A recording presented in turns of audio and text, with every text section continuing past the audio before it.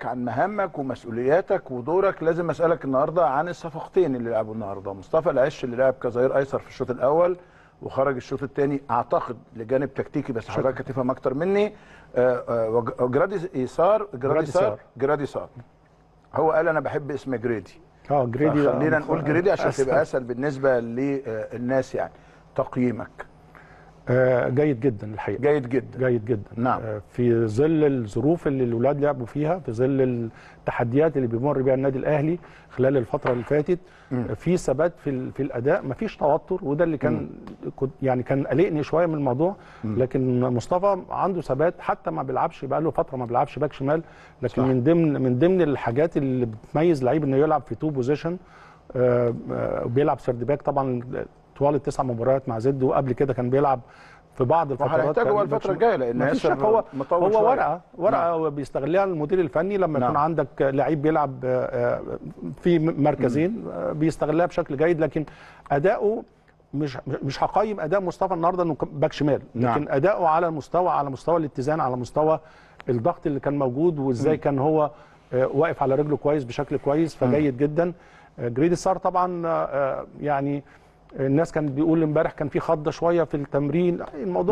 الموضوع يعني في عالم الاحتراف الراجل داخل على فرقه ما يعرفهاش، على لغه ما يعرفهاش، خلي بالك الناس المحترفه بتخش على طول يعني. يعني احنا زمان كنا بنقول التاقلم ويخش التاقلم في حته مهمه جدا، ان الفرقه تحفظ شويه تحركاته، يعني تعرف من خلال التدريب، صحيح. من خلال المباريات، تعرف ايه الحاجه اللي بتميزه، تحركاته بيتحرك ازاي، وبالتالي بيبني عليها خط النص، بيبني عليها المدافعين، بتبني عليها، ممكن بيعمل لينك اب كويس، فازاي نستغل الكلام دوت في العمليه. لكن النهارده كمان يعني حتى هدف وبينالتي وضربه جزاء، غير بقى التحركات اللي احنا بنشوفها او المدير الفني بيشوفها، تحركات ذكيه جدا جدا جدا في عمليه اللينك اب كان كويس.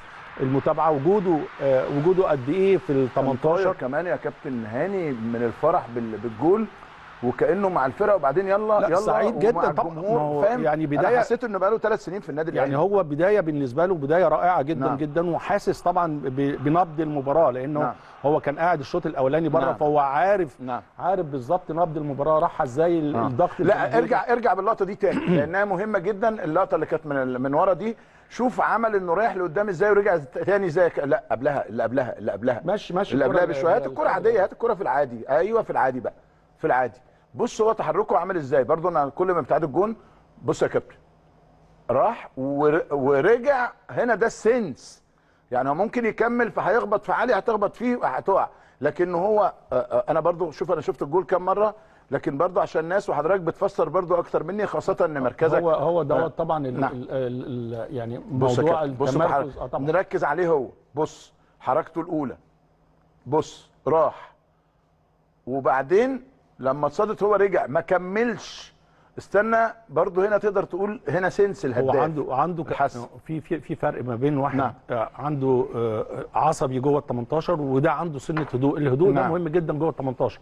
اللعيبه الكبيره هي اللي عندها جزء من الهدوء جوه ال 18. هو تحركاته كمان في الملعب، يعني في بعض اللقطات كده هو بيحاول يعمل لينك اب لما بنبني نص الملعب. شفته كويس طبعا يعني يعني هو يعني درس بشكل جيد جدا على مستوى اللينك اب، لان كان يعني في مميزات كتيره جدا جدا في وسام ابو علي، في بعض الحاجات اللي كانت لازم تكمل بتايب مختلف شويه. يعني هتلاقي مثلا وسام ابو علي عنده الشراسه في الضغط اكتر من جرادي صار، فده بيكمل ده بشكل جيد جدا. فانا شايف الحقيقه النهارده عملوا مباراه جيده جدا.